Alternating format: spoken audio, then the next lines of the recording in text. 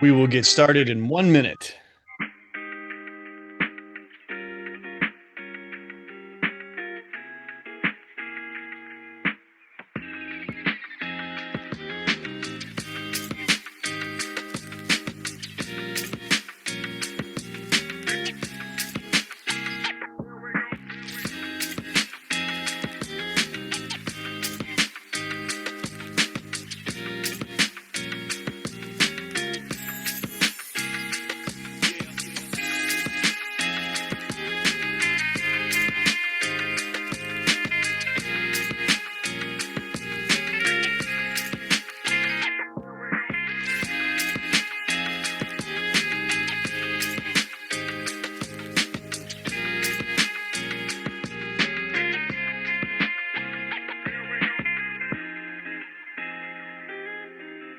All right.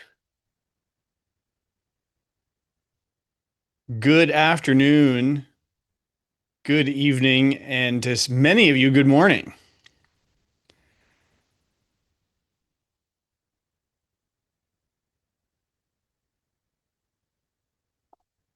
I am excited to be your host and moderator today, speaking about neuro recovery from emerging clinical evidence to patient-centered benefits. As your moderator, I will point out that everyone will have the opportunity to ask questions. You can do this throughout our presentations. Please do so using the task function or the chat function. And once a question is posed in the chat, everybody will have the opportunity to, for example, like a question that will raise the likelihood that our speakers will address it. And before we go any further, I want to hand the microphone, virtual though it may be, over to Axel Kolmitz, Everpharma's Chief Project Manager and Head of Lifecycle Management. Now, Axel is going to say a few words about our sponsor. Axel. Yes, good afternoon, everybody. As it's good tradition, I'll greet everybody around the world joining today's webinar. Thank you very much, Stephen, for the introduction. We focus today a little bit more on the Americas. We have you, Stephen, of course, from North America, and we have two speakers from Chile and Argentina for the first time, and we're very excited to include South America, Latin America today, and a sprinkle then from Europe with Sindi being the first speaker on motor recovery. I think we have a great program, a wonderful moderator guiding us through the session. And since that is the case, my dear friend, Stephen, please take over, and everybody in the call here and the webinar have fun together and an enjoyable hour. So please, Stephen, take over. Thank you very much, everybody. Thank you, Axel. Thank you, Everpharma. Indeed, I am Steve Zeiler. I'm joining you from Johns Hopkins, where I treat acute stroke patients and run a group called Synergy, Super Room for Enriched Neurologic Repair, in which my team and I use both technologies and pharmacologies to help encourage post-stroke recovery. I'll be moderating these exciting speakers. We have Dr. Marina Romano. Dr. Marina Romano is a senior neurologist specializing in cerebrovascular diseases, serving as chief stroke neurologist at Centro de Educación Médica y Investigaciones Clínicas in Buenos Aires, Argentina. Dr. Romano's work focuses on acute stroke management, secondary prevention, and stroke unit organization, where her work really typifies the excellent use of multidisciplinary stroke teams aimed at improving rapid diagnosis and treatment outcomes for patients with stroke. Dr. Claudio Soto is a physician specializing in physical and rehabilitation medicine and serves as chief medical officer at Indoma in Chile. He's also a former medical director at Clínica Los Cojues. Dr. Soto has a strong background in musculoskeletal and neurological rehabilitation, focusing on functional recovery, rehabilitation system development, and innovation in rehab care delivery. He's also a recognized entrepreneur in healthcare innovation and founded initiatives such as ReHealth and Copper 3D. Our third speaker is Dr. Sindi Mitrović. Dr. Mitrović is a specialist in physical and rehabilitation medicine based in Belgrade, Serbia. She works at the Dr. Miroslav Zotovic Clinic for rehabilitation and is affiliated with Faculty of Medicine, University of Belgrade, where she also serves as a clinician extraordinaire. Her clinical and research work focuses on neurorehabilitation after stroke, brain injury, and has a particular emphasis on motor recovery, neuroplasticity, and advanced rehabilitation strategies in patients with severe neurologic impairment. She's authored multiple peer-reviewed studies and has combined pharmacological and intensive rehabilitation approaches.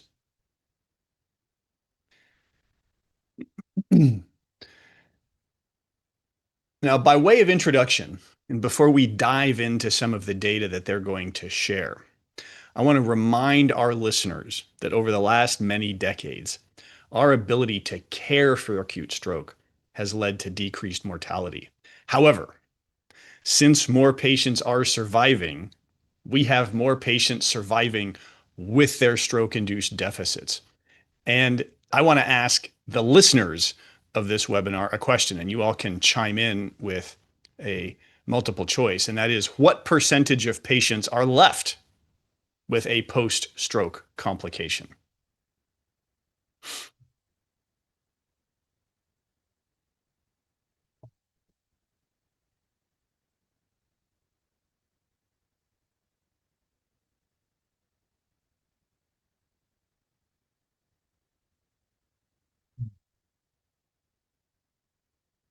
All right, which one of you said 80%?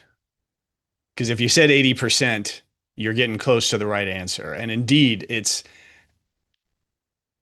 is at least 80% have some manner of post-stroke complication, ranging all the way from language dysfunction, swallowing dysfunction, and up to about 70% of that 80% of stroke survivors have some degree of hemiparesis, meaning that millions of patients are now living for years in what we call the chronic state of stroke. Their recovery has plateaued, their insurance has stopped covering therapy, and they're left with some complication, some deficit that affects their lives. Now, in this webinar, as I alluded to, we're going to be speaking about language dysfunction, swallowing dysfunction, as well as motor dysfunction. And I want to use motor recovery, defined as true functional recovery and not just compensation, as an example of why emerging therapies, the point of this webinar, are so important. Our current post-stroke gold standard of care, physical occupational therapy delivered early after stroke, has little, if any, influence on true post-stroke recovery. For example, Verbeek et al., Gert Kwakkel is the primary author, in 2014 showed that physical and occupational therapy, especially on the upper limb, delivered at current dosing, accounts for about 5% of the variance in outcome. That's well within statistical noise. And indeed, my colleagues, Kathy Stenier, Catherine Lang, Winston Byblow, we looked at 14 prospective randomized clinical trials between those 4 years indicated. And trials of technology and therapy were no better than control. There was one trial that was positive, and that was using cerebrolysin. Nevertheless, those that care for strokes know that even without directed intervention, patients get better. If we posit the existence of a baseline motor task that at time point 0 is affected by a stroke, we know from multiple lines of data that there is an early time-limited period during which we see true recovery that at some later time point plateaus. Now, we can probably teach compensation at any time, but probably not true functional recovery. It's this early time period dominated by spontaneous recovery, meaning endogenous repair mechanisms, that seems to be very important.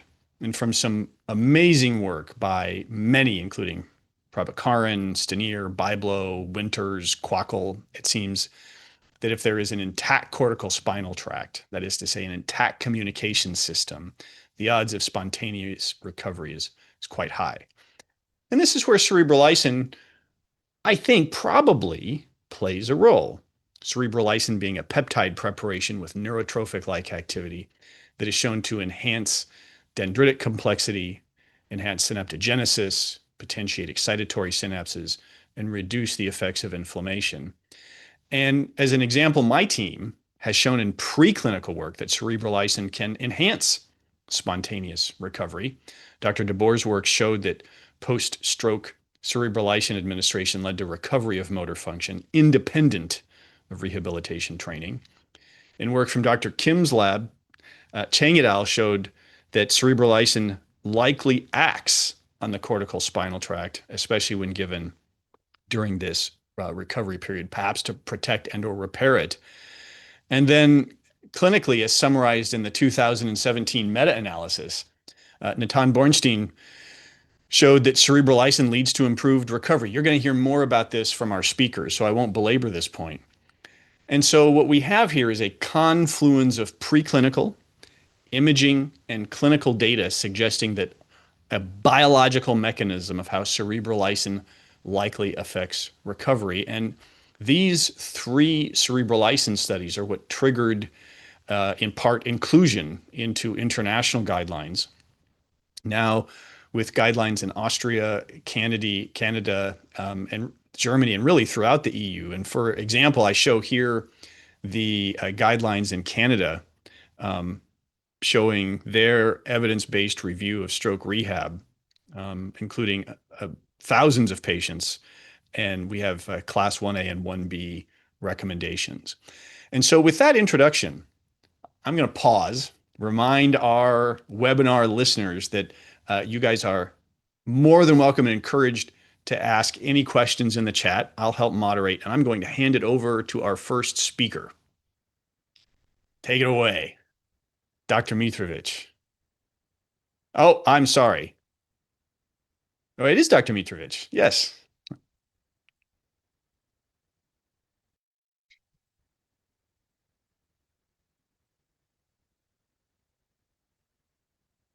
Hello. Do you hear me? Yes. Okay. Good afternoon, and thank you, Stephen, for the kind introduction. It's a really pleasure to join this webinar to share clinical experience with colleagues in this audience. So I will now share my presentation.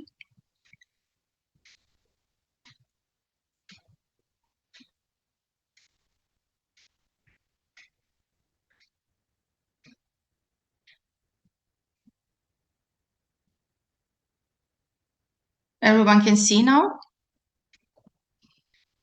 Okay. Yes. So let me start. Upper limb recovery after stroke remains one of the greatest challenges, and as we heard, in neurorehabilitation. Today, I would like to share 2 patient cases from the early subacute phase that helps illustrate this challenge and discuss how their recovery may be understood in the light of the current evidence. Motor impairment is a leading cause of long-term disability after stroke, but despite major advances in rehabilitation, recovery remains incomplete for many patients, and substantial proportion continue to live with significant functional limitations. Within the first 6 months after stroke, the majority of patients still experience some degree of upper limb impairment, and almost half enter the chronic phase with persistent deficit that limit activities of daily living. Unlike walking, which recovers in nearly 2/3 of survivors within the first months, arm and hand function remains disproportionately impaired and far less likely to reach full recovery. Importantly, the burden goes far beyond motor loss alone, affecting participation, quality of life, and long-term autonomy. Therefore, restoration of upper limb function remains one of the most critical and yet insufficiently resolved challenges in contemporary stroke rehabilitation. For a long time, stroke rehabilitation lacks theory-driven strategies that could reliably translate into meaningful motor gains. In recent years, however, there has been a clear shift in how recovery is understood. Contemporary neurorehabilitation is increasingly grounded in the principles of neuroplasticity and motor learning, where recovery is viewed as an active, experience-dependent process in relearning. Through intensive, task-specific, and context-relevant practice, patients progressively reorganize motor, sensory, and cognitive functions. So, motor recovery is now seen as the result of large-scale network reorganization rather than restoration of a single motor area. This helps explain why patients with seemingly similar clinical presentations may follow very different recovery trajectories, partially reflecting differences in network resilience and reserve capacity. Current European Stroke Organization recommendations highlight several key determinants of upper limb motor recovery. First, dose still matters. Increasing the amount of repetitive task-specific upper limb practice is associated with better outcomes. Second, timing is critical. Interventions started in the acute and subacute phase lead to larger gains than the same dose delivered later, reflecting a heightened window of neuroplasticity. Third, meaningful recovery is not limited to what patients can achieve in control setting. A structured transfer package, including a diary, home practice, problem-solving, follow-up, helps translate these gains into everyday use. As emphasized in current guideline recommendations for post-stroke upper limb recovery, outcomes should be evaluated across multiple ICF domains, from impaired and activity capacity to real-world performance, using recommended measures and patient-reported tools. But we all know as clinicians that even when these evidence-based rehabilitation principles are applied, recovery remains sometimes incomplete, especially in patients with more severe upper limb deficit. This highlights the need for strategies that can actively enhance neurorecovery. In recent years, growing attention has turned to pharmacological approaches that support neuroplasticity and motor learning, particularly those targeting multiple pathophysiological mechanisms after stroke. Within this concept, one of the recovery enhancers has emerged. Among these, cerebralizine, as you mentioned, is a multimodal neurotrophic agent with both neuroprotective and neurorestorative properties with favorable safety profile. Clinical trials, including CARS, have demonstrated improvements in upper limb recovery, particularly in severe stroke, during the early post-stroke phase, and these findings are reflected in current guideline recommendation.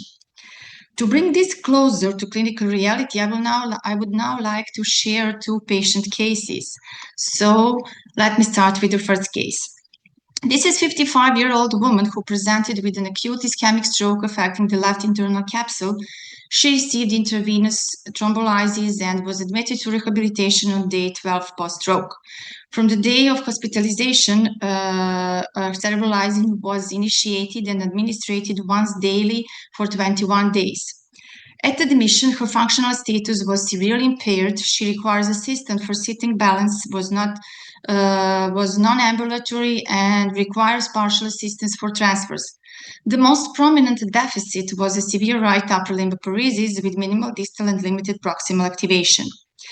This is also reflected in her baseline clinical measure. Her NICS score was 15, indicated severe stroke. Fogelmeier score for the upper limb motor score was only 3 of 36. ERET was 0, indicating no functional hand use. Bartel index was 30, reflecting near complete dependence, while cognitive function was preserved with MoCA score of 28, and muscle tone was initially reduced, and the corticospinal tract appeared partially preserved. She underwent a multimodal rehabilitation program consisting of 6 weeks of inpatient rehabilitation, followed by 6 weeks of structural outpatient therapy. Now, if we look at her first 12 weeks of early subacute rehabilitation, we see a clearly progressive improvement across all outcomes. She started from a very low baseline. Her Fogelmeier score increased from 3 to 34, ERET from 0 to 50, and Bartel index was from 30, increased to 80, indicating substantial recovery of arm function and independence. The steepest gains occurred within first 3 weeks. consistent with the early subacute neuroplastic window and muscle tone evolved from hypotonia to mild spasticity. Taken together, this trajectory suggests that early intensive multimodal rehabilitation can lead to meaningful functional gains even after severe initial impairment. On the right side of the slide, you can see some key factors that can likely support this recovery. Early phase timing with an enhanced neuroplasticity window, partially preserved corticospinal tract at structural substrate, high-intensity task-specific training with augmented feedback, and preserved cognition, possibly reflecting greater reserve capacity, may also have supported engagement in therapy and more efficient motor relearning. And of course, pharmacological support as a potential booster of neuro recovery. In contrast, a little contrast to the first case, the second patient demonstrates a little different recovery profile. This is a 65-year-old man with an intracerebral hemorrhage admitted in the early subacute phase. At admission, he was dependent for transfers and non-ambulatory with relatively preserved proximal but impaired distal upper limb function.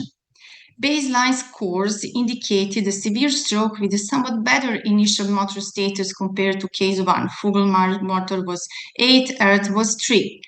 Adjunctive cerebralizing therapy was initiated on day 2 and administered for 21 days using the same protocol as the first case. Rehabilitation was carried out according to the same core principles as in case 1, early intensive multimodal and task-specific, but individually tailored to his motor profile and functional goals. If now we look at the trajectory, in the second case, we again see progressive improvement across all measures, but with a little different magnitude pattern than in the first case. Fogelmar improved from 8 to 28, Terret was from 3 to 35, indicated moderate recovery, motor recovery, with only partial restoration of hand function, and Bartel index increased from 20 to 60, reflecting greater independence, but with relevant residual limitations. Recovery was slower and more gradual without the pronounced early gains seen in the first case. Importantly, hand function remained only partially restored, likely reflected limited distal selectivity despite partially preserved corticospinal integrity. Mild persistent spasticity may also have constrained efficient functional use. Overall, this case illustrated that structural preservation alone does not guarantee full functional restitution, and recovery remained largely driven by proximal control and compensatory adaptation. When comparing these two cases, we observe clearly different recovery trajectories despite similar rehabilitation framework. The first patient achieved faster distal recovery and functional hand use, whereas the second improved more gradually and remained predominantly proximal. These differences likely reflect several interacting mechanisms, variation in structural motor reserve, the efficiency of corticospinal tract recruitment, timing of active motor engagement within the early neuroplastic window, and distinct motor control patterns, including the impact of mild spasticity on distal selectivity. It is also worth noting that the stroke subtypes differed: ischemic in the first case, hemorrhagic in the second, and rehabilitation begins 3 days later in case 2. Interestingly, although hemorrhagic stroke is often considered favorable in some recovery models, our cases remind us that stroke subtypes alone does not determine outcome. Ultimately, individual biological potential sets the limit, while rehabilitation determines how much of the potential is translated into functional performance. These clinical observations are supported by controlled clinical data, including studies conducted by Professor Moresciano and colleagues. The CAR study demonstrated that combining structural rehabilitation with adjunctive cerebralizing was associated with substantially greater improvement in the upper limb function including approximately 24 points in ERAT. And this is what is the main. It reflects a clinically meaningful shift toward functional hand use. These cases presented today were managed using a conceptually similar multimodal approach with comparable severity and the same 21-day adjunctive treatment protocol. One important difference is timing. In our clinical setting, rehabilitation and cerebralizing was initiated in the early subacute phase in day 12 and day 15, whereas in CARS treatment began at the acute phase within the first 72 hours. Nevertheless, our patients showed a comparable direction of functional improvement, supporting the relevance of this multimodal recovery concept in routine practice. Building on the evidence from CARS and the other studies, we implemented a closely comparable multimodal approach in our clinical research, and we conducted a randomized double-blind study in 60 patients with severe upper limb impairment in the early subacute phase to evaluate whether extended rehabilitation combined with adjunctive cerebralizing could further enhance motor and functional recovery. Across all outcome measures, we observed consistent improvement over time with a more pronounced effect in the cerebralizing group, these blue boxes, particularly in the upper limb function and task performance. Overall, adding cerebralizing to structural rehabilitation was associated with greater improvement in motor impairment and functional recovery than rehabilitation alone. This work is now being extended through an ongoing study including both moderate and severe stroke with MoCA incorporated for more refined cognitive profiling. And as a next step in the coming period, I hope so, we plan to extend this concept to the later subacute phase, focusing on spasticity as an important modifier of functional recovery. And in that case, spasticity severity will be primarily evaluating using modified Ashford scale, and in addition, poly-EMG recording will be used as an objective neurophysiological outcomes. Thank you for the attention.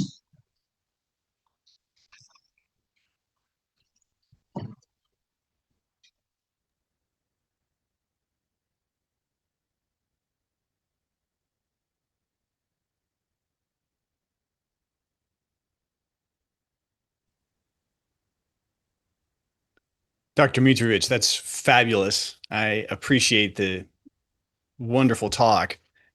We have a couple of questions in the chat, and as you scroll over there, I want to ask you a question, but first, let me remind all of our participants, and I'm sorry for not making this clear, anybody that wants to ask a question, please consider using the actual question and answer box, as that will help our speakers understand that that's actually a question to be answered and allow others to vote on that.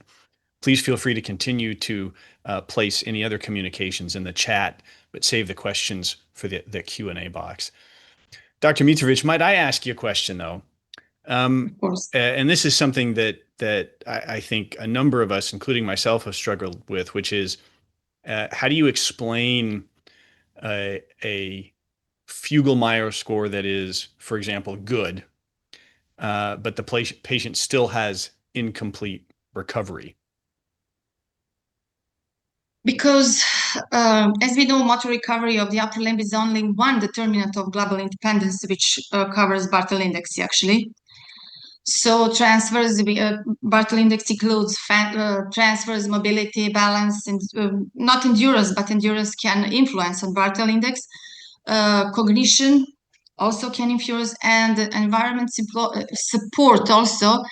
That's why all these factors influence on global independence, which recovers by Barthel index. That's why these patients also have a almost full functional recovery of upper limb, but still have a problem probably with the incontinence, with the balance, with stairs, with the lower limb, with walking, assistance in walking, and that's why these points are going there. Yes. I would like to ask you, Dr. Mitrović, to take a look at the questions that are in the Q&A, and please feel free to answer those. We're going to move on to our second speaker of the day, and that is Dr. Soto.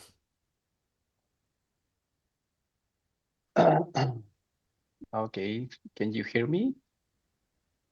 Yes. Okay, let me share my screen and go to my presentation. Okay, thank you for having me. I'm Claudio Soto, and greetings everyone from Chile. I go deep in post-stroke dysphagia, a highly prevalent complication that it is associated with disability and mortality. According the overall the systematic reviews and other large series, the overall prevalence of this complication is approximately from 40 to 50%. Other series says about 80%, depending on the evaluation method. This condition affected more than 1 in 5 patients, and half of these patients remained with dysphagia after the discharge.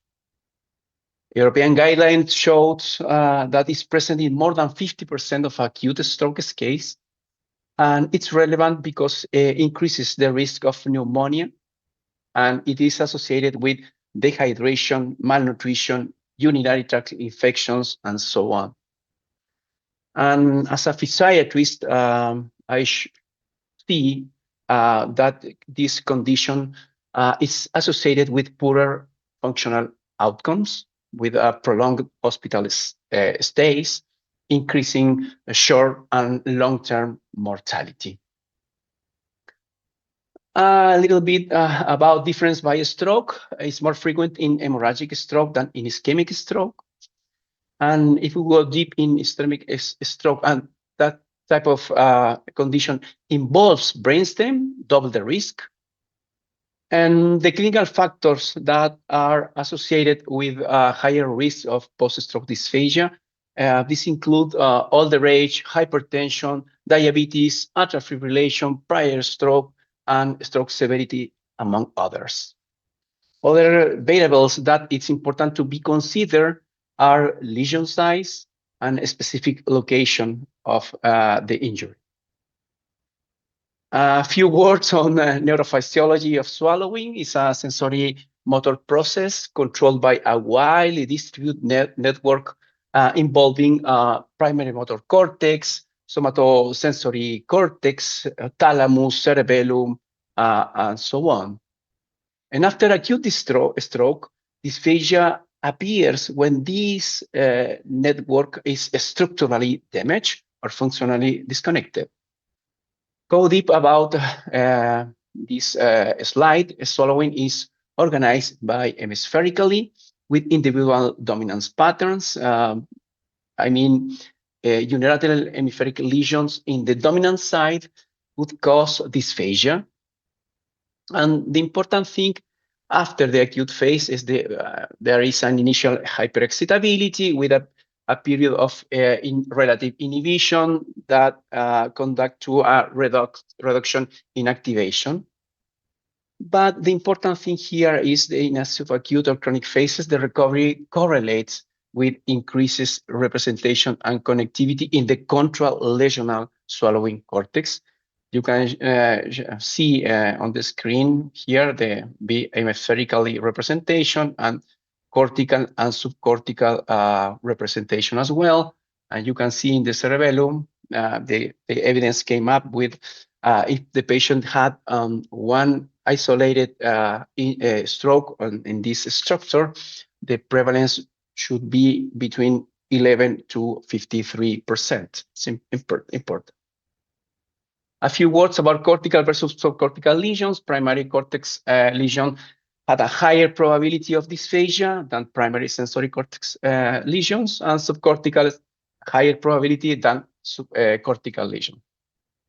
Other structures involved in post-stroke dysphagia, I just to look at the slide.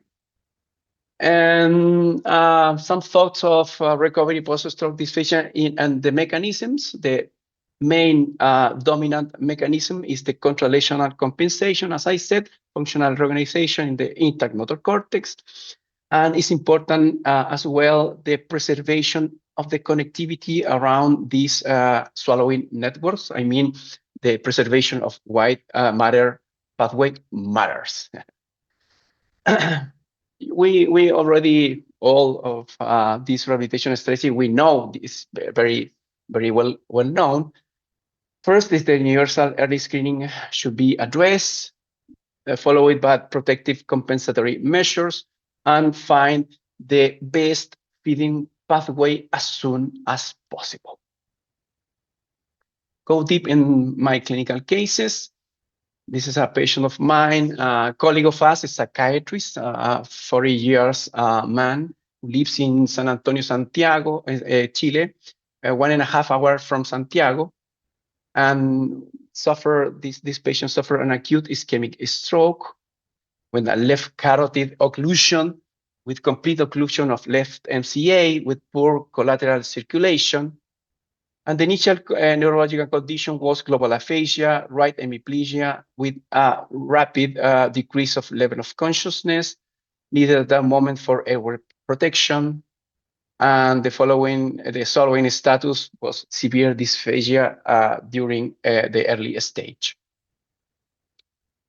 Regarding the clinical timeline, on October 10th, the patient woke up at 4 a.m. with dysarthria, facial deviation, and according to his wife, he woke up and right at that moment, I'm suffering a stroke, please go to the clinical facility.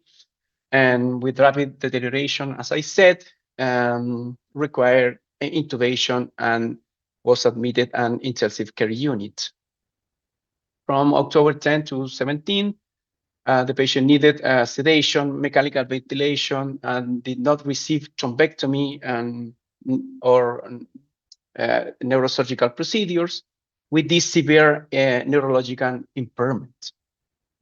In October 17, patient started to transition off the mechanical ventilation, and in October 21st, the percutaneous tracheostomy was performed.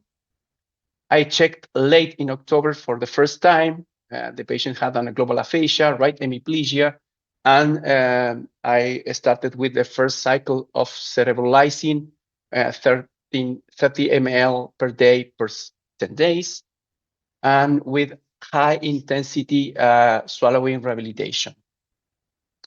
In November 7th, the tracheostomy was removed, and the patient started to progress from all the enteral, nasoenteral tube feeding to a mixed feeding using partial oral way of feeding, by the way, and with puree diet and honey thick liquids. November 9th was transferred to a rehabilitation facility, and from December to January 2026, started with highly multidisciplinary therapy and receiving the second cycle of cerebrolysine in this facility in January. On January 21st, normal oral intake was achieved and was discharged from dysphagia program. And in March 11, the patient was discharged to a home rehabilitation program until today. In summary of this case, the patient suffered a severe stroke, required intubation, tracheostomy, with a severe dysphagia, and moving from enteral nutrition to mixed to normal diet. The treatment approach was rehabilitation, high intensity swallowing rehabilitation, plus cerebrolysine, 2 cycles in 2 different centers. And the full swallowing recovery was at 3 months. The second one, I think it's a little bit different. It's a severe traumatic brain injury, male, 31 years old, suffered a very ugly assault in November 15, 2024, with this initial finding that you can see on the screen, with subdural hematoma, subarachnoid hemorrhage, required at that moment this compressive craniectomy, tracheostomy, jejunostomy, with a severe traumatic brain injury. It started improve a little bit, and we received in our center in February 7th, with no consistent visual tracking, no intentional communication, in Rancho Los Amigos scale 2, with a generalized response without voluntary movement.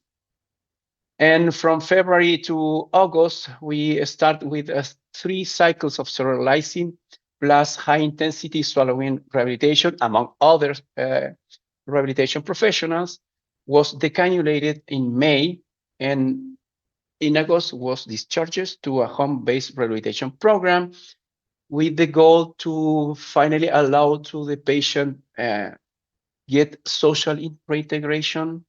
The patient try to participate in the Christmas dinner and the New Year's dinner, and try to get a full oral intake by himself. We finally achieved this goal with a full oral intake, with including medication, and the patient is able to feed by himself with supervision of thickened liquids, and was able to participate in the dinner, the Christmas dinner, and the New Year dinner with his family. It's important. And finally, yesterday, the tube, the jejunostomy, was removed. A couple of words of cerulizing and sensory motor disorders. The evidence came up many years ago, and we know the post-stroke dysphagia recovery depends on post-lesional neuroplasticity, and cerulizing has been shown support formation of new circuit, enhance sensory motor connectivity with sensory motor improvement, and this is the reason behind we can use cerulizing as an adjuvant therapy plus rehabilitation. Through this mechanism, allow to brain remodeling through neurogenesis, oligodendrogenesis, and axonal remodeling. We know it's a very well-known mechanism, the decrease of downregulate pro-inflammatory cytokines, and upregulate the good ones, the anti-inflammatory cytokines in patients with a stroke or traumatic brain injury, when you can see in the screen. And that is all the research that Dr. Saileja already mentioned before. This is the research that support the sensory motor improvement through using the cerulizing. The guidelines is rehabilitation of sensory motor disorders. This was published from Association of Scientific and Medical Society, and the content were acquired brain injuries such as stroke, traumatic brain injury, multiple sclerosis, and among others. The important thing here is the pharmacotherapy in motor rehabilitation. There is a 100% consensus to use cerulizing to improve the degree of disability and motor function in stroke patients. A little bit, this is our own research, a retrospective cohort study from 2012 to 2022. We analyzed 123 patients with 33 cases with use cerulizing and 90 controls. We came up with this analysis that this curve show the faster recovery of people who use cerulizing, and in terms of reach oral feeding and be decannulate.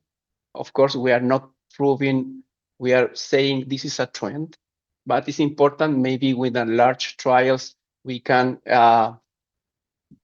go with a strong evidence. Wrapping up, dysphagia is a sensory motor disorder, and sterolyzing facilitate post-stroke sensory motor recovery, and is recommended through literature to be used to decrease, improve disability, and improve sensory motor functions. Thank you so much.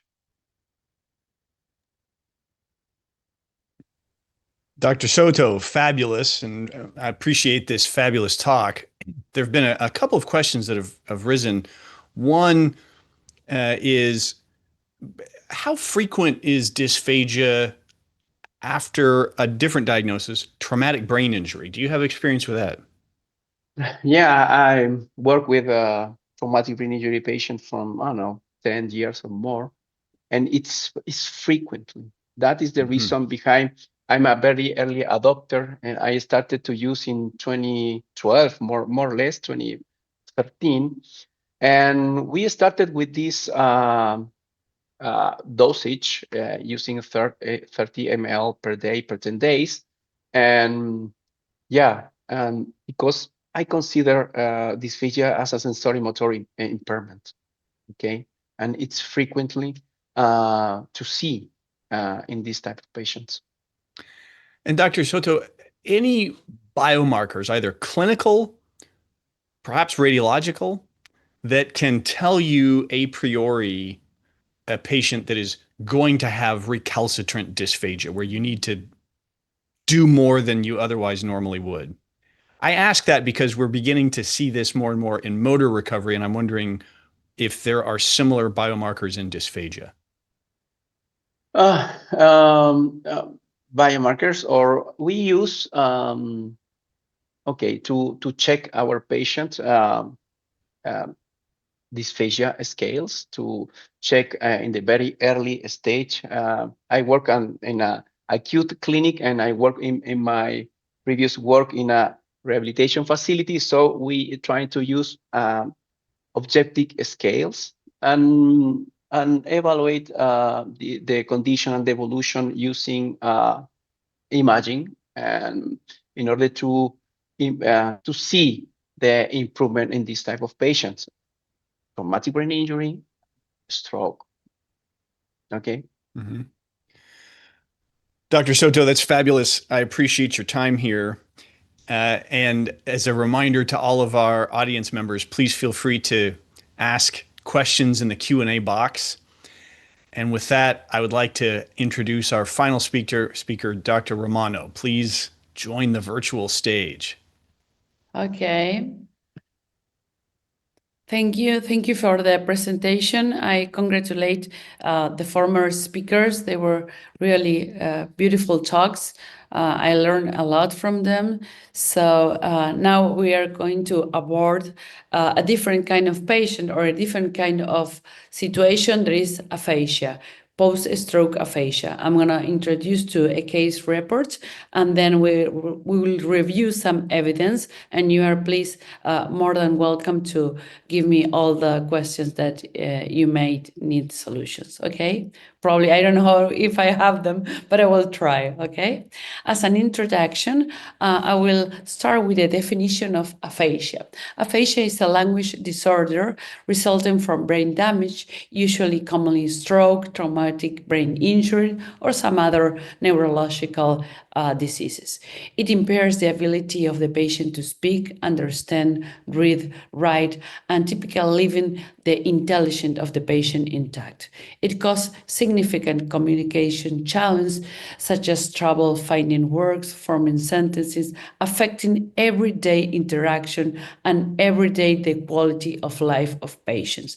That is why it's really important for us to focus in this disabling of the patient.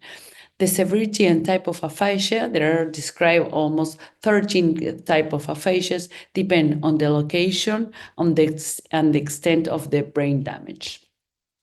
Okay, aphasia is a big problem on stroke patients. Probably 30 to 40% of stroke patients are left with aphasia.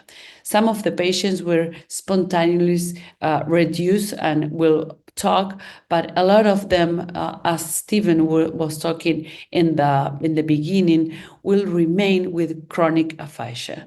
That is really bad for the families, but for the patients that will go back to work. So what are the consequences of stroke aphasia? Well, they will have an impact on communication, as we say, at work with the family, a really impact on quality of life. These patients will have problems on returning to work, depression, potential of frustration on the patients and the family, on the caregivers that are with them.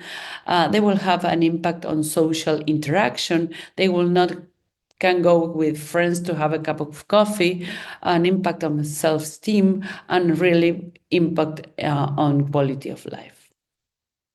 Okay, I will introduce to a case presentation. Here on the app, there are very type of aphasia. Usually as a tree, we can describe them if they are fluent or not fluent, and if they can comprehend or not comprehend, and if they can nominate the objects or not. There you have a lot of kind of aphasia. And Argentinian is aphasiology. Dr. Bertier has done several works. We will get to that, but he's a really good aphasiology. He's in Spain. But I will introduce you to the case that I want to share with you. It's a 38-year-old female. She's a lawyer. She has no significant past medical history, and she was present with a sudden onset of Wernicke's aphasia.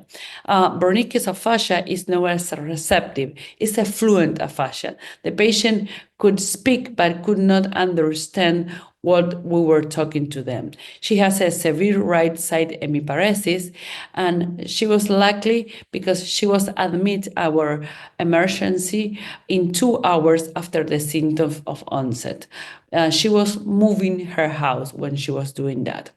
Her NIH stroke scale was 21 at the beginning. She has this aphasia, and her previous modified ranking scale prior to the event was 0. She's a mom, she has 2 kids, and she was really aphasic and with the right hemiparesis.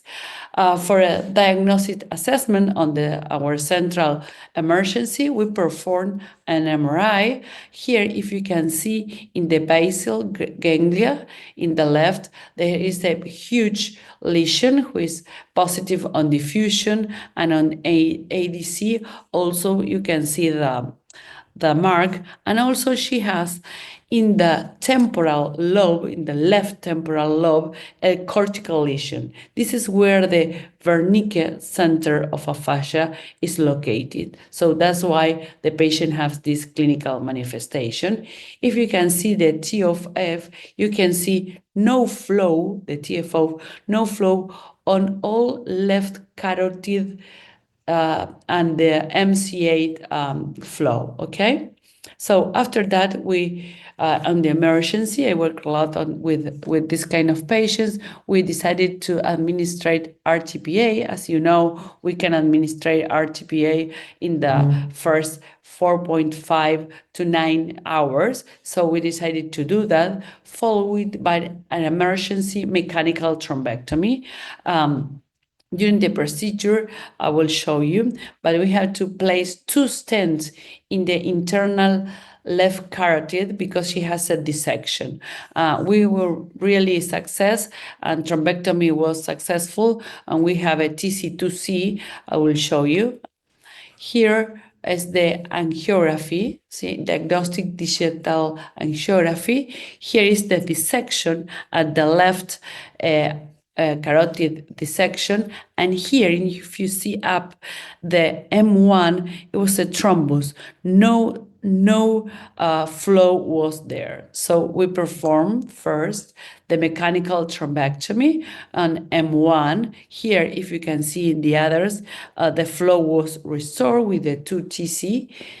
And then we perform 2 stents on the carotid to make sure the flow to all the cerebral was complete. After that, and we In Argentina, that was really good treatment for a patient because she arrived really early. So we have time to do RTPA, place 2 stents and mechanical thrombectomy, which is not with all the patients we can do, but the patient experienced in the few hours neurological deterioration, decreased the level of consciousness, and we have a CT, you can see, and we have hemorrhagic transformation, which is quite common.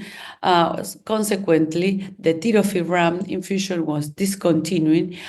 We were very lucky with her because the hemorrhagic transformation wasn't that strong or that big, so she did not require neurosurgical intervention.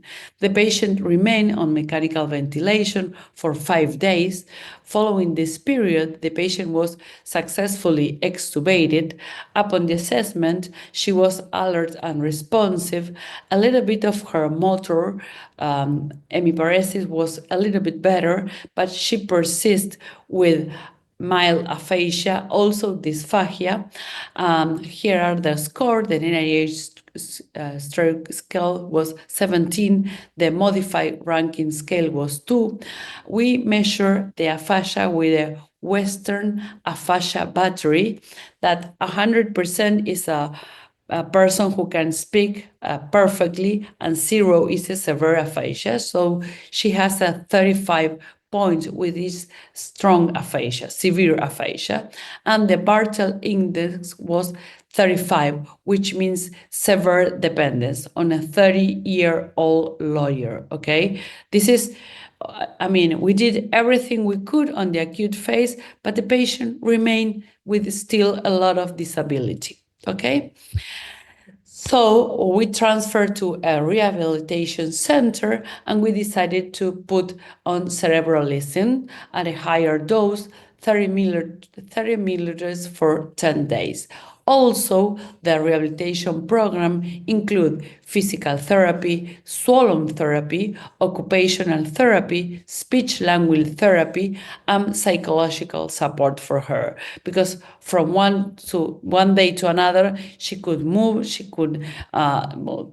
The pharmacological intervention, as I told you, it includes cerebrolizine, along with sertraline and memantine. In some works of this Berthier, either donepezil and memantine can help to improve the aphasia score. So we put everything we could to this patient.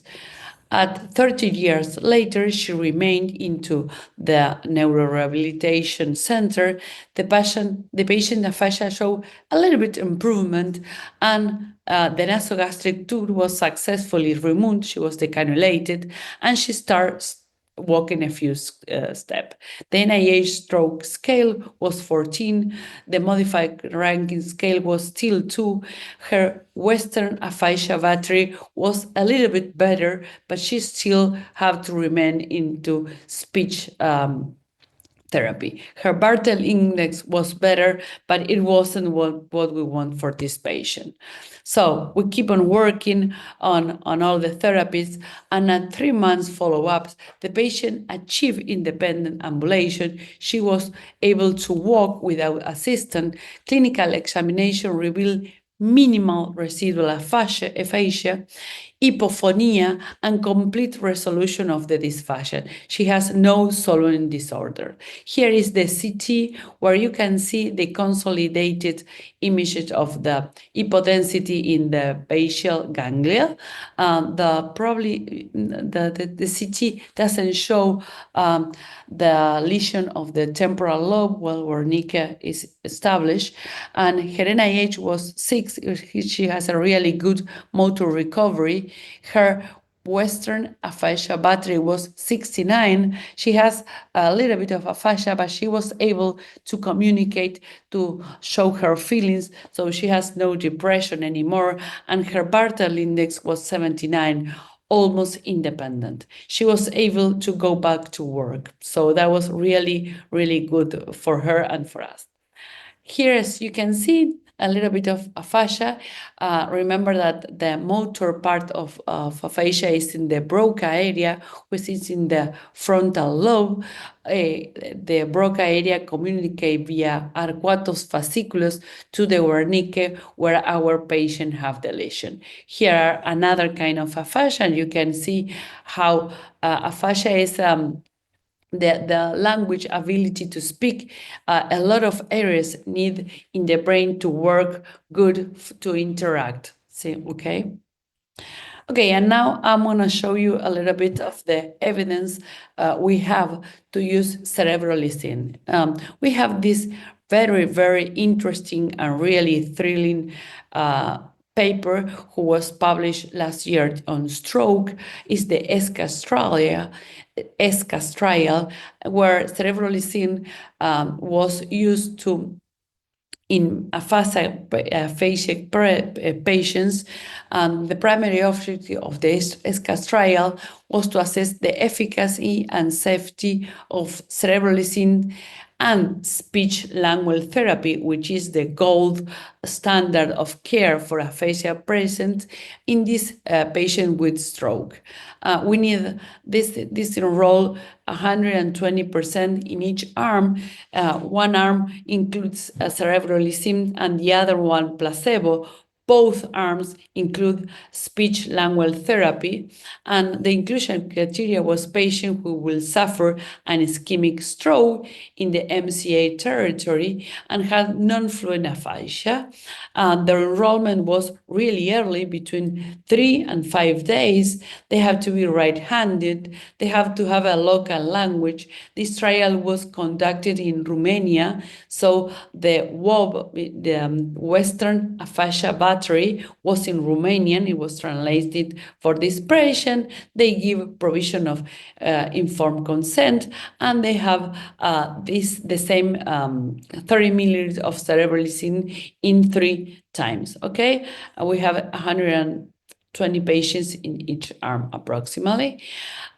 Here I'm going to show you only the results meeting the part of aphasia, Western Aphasia Battery results.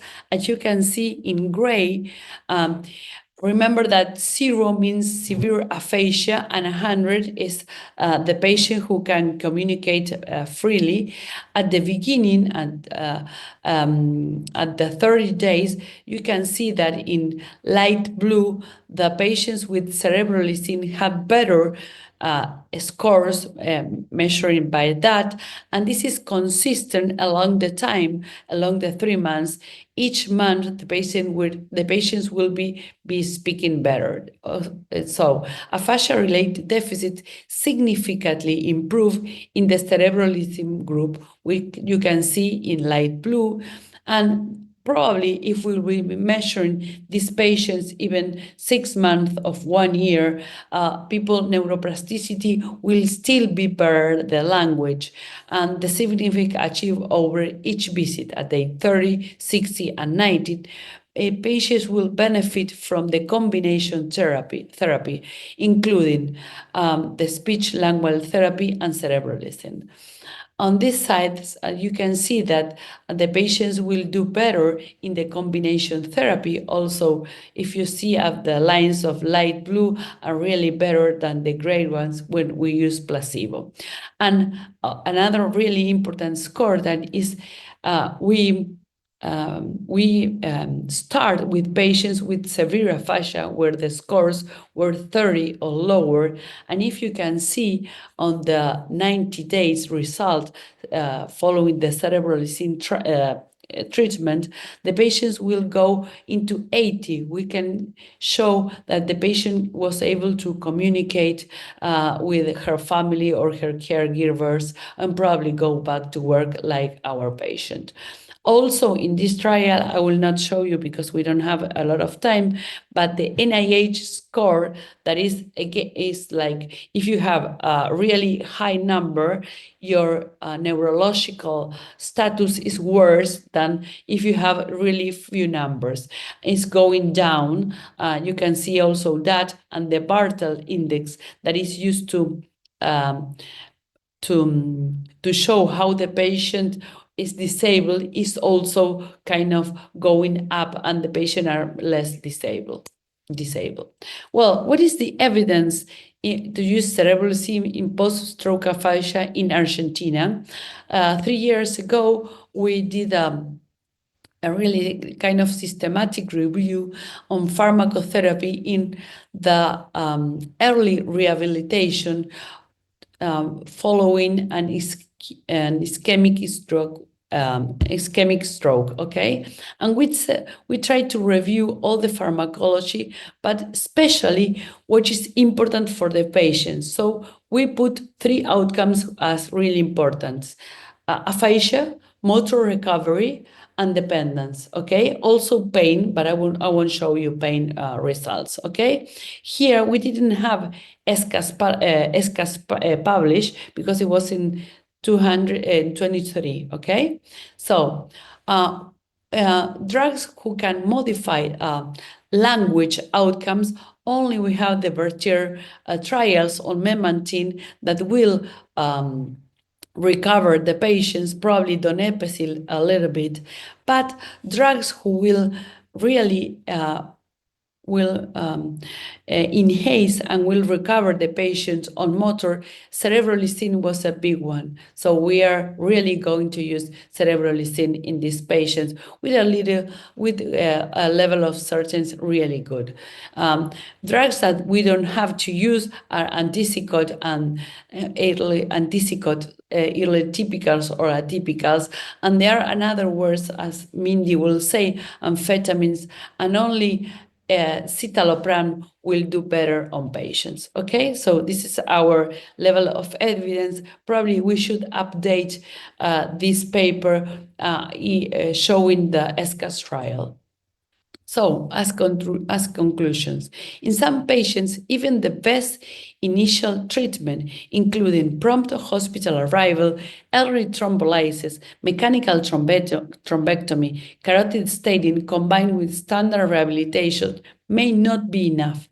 We are going to need some other molecules, cerebrolizine, and probably we have to use to achieve the level of functional improvement necessary for independent daily living or return to normal life. Post-stroke aphasia in this young patient really impact her quality of life. She has depression. It was terrible for her. ESCAS results in a robust evidence to this type of patient.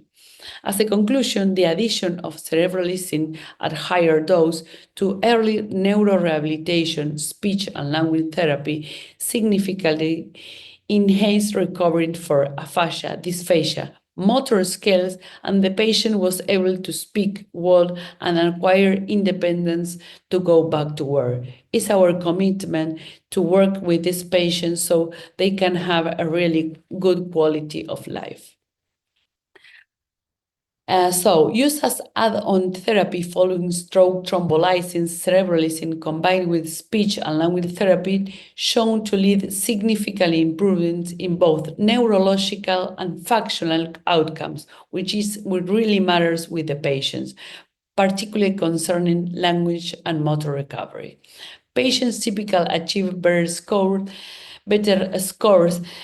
with modified ranking scale at the Bartel index, allowing them to perform activities with minimal supervision.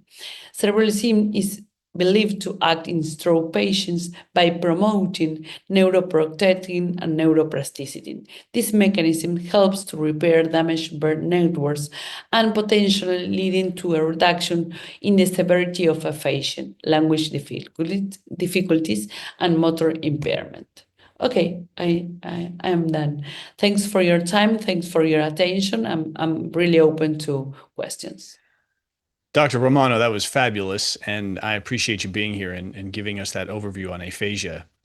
I have, I'll direct you to several of the questions that have been asked in the chat, and before you look there, let me ask you this hypothetical question. The first patient that you presented raises an interesting question in the context of their severe injury requiring, for example, intubation and prolonged hospitalization. And in these patients, where you would not otherwise be able to provide immediate recovery-based interventions. SLP would not be able to immediately work with them. What is your intuition regarding the timing of cerebral icing? In other words, would you still want to give it as it was given in the SCAS trial, or determined by relationship to stroke, or would you choose to delay it until you could simultaneously provide the recovery-based behavioral interventions? In this kind of patients where we have a really severe stroke, I will try to immediately put cerebrolysine on these patients. In our particular patient, she has hemorrhagic transformation. So cerebrolysine, we have to be careful on that patient. She didn't have seizures. There is another contraindication. That's why we wait a little bit for the patient to be stable, and we not put cerebrolysine on day 3 or 5. But I'm really convinced that the earlier we can put cerebrolysine and start all the other therapies, it will be better for the patient. I tend to agree with you. And that question came up in the chat, independent of aphasia. And I think most people agree that at least the data that we have now suggests that things are probably better if given early in relationship to the actual stroke event. Yes. I agree with that. Usually in Argentina, probably in Chile is kind of the same. We are the hospitals, the acute hospitals, are not that good in rehab patients, and so we have to transfer. Probably Claudio will say part of the same. Probably we can use more cerebrolysine in rehab centers than in the acute set.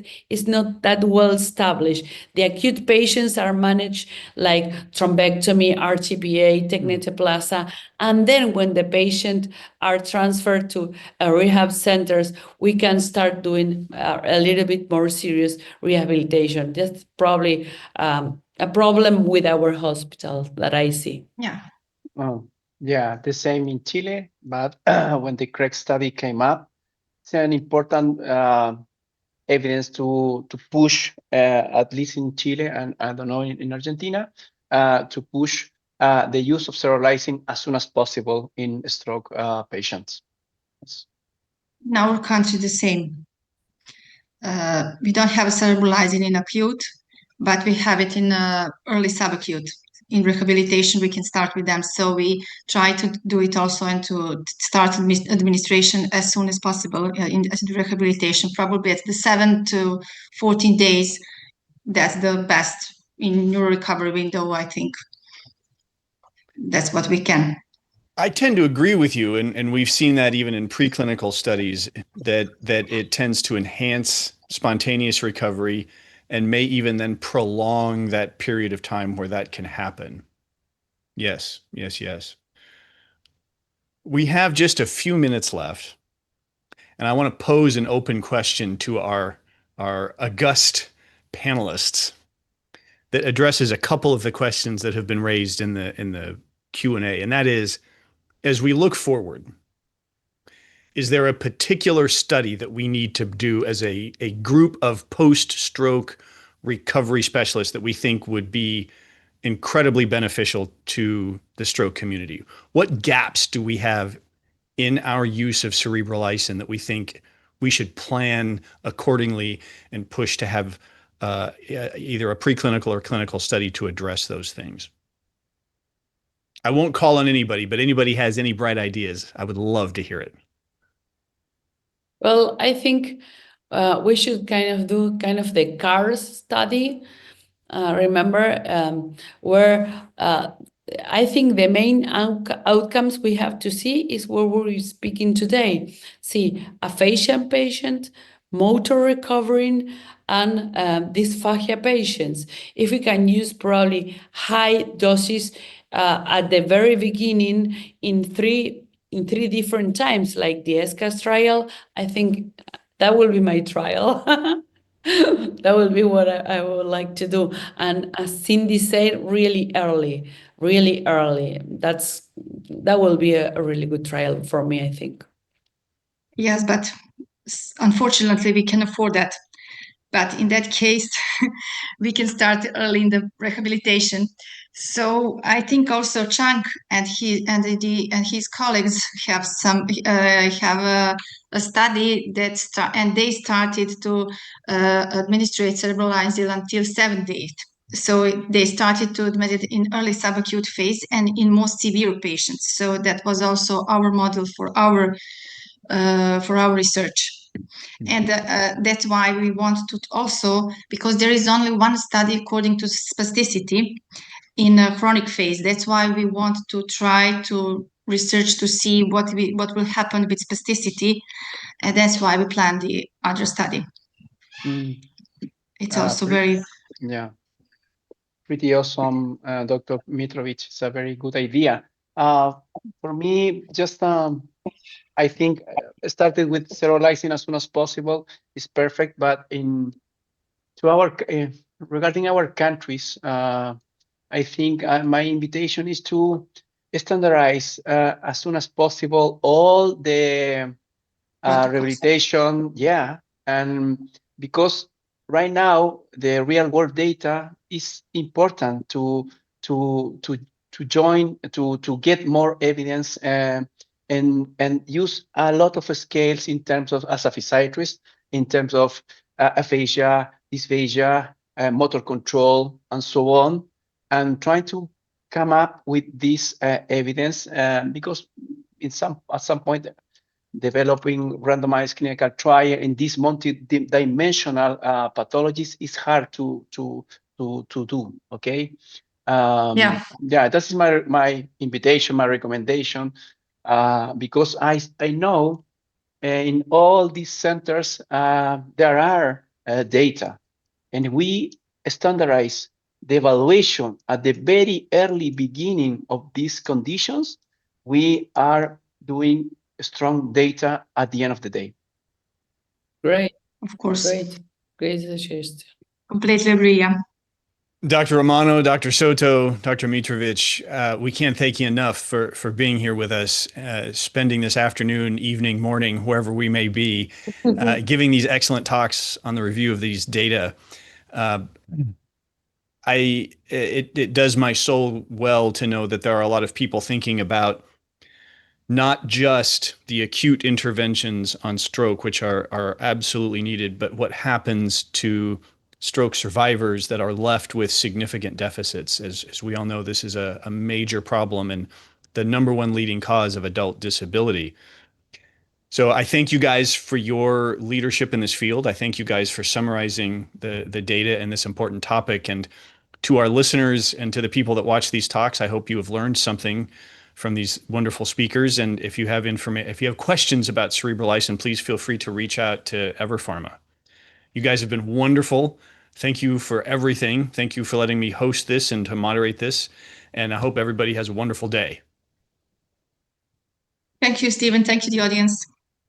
Bye. Bye. Bye-bye. Thank you. Bye-bye.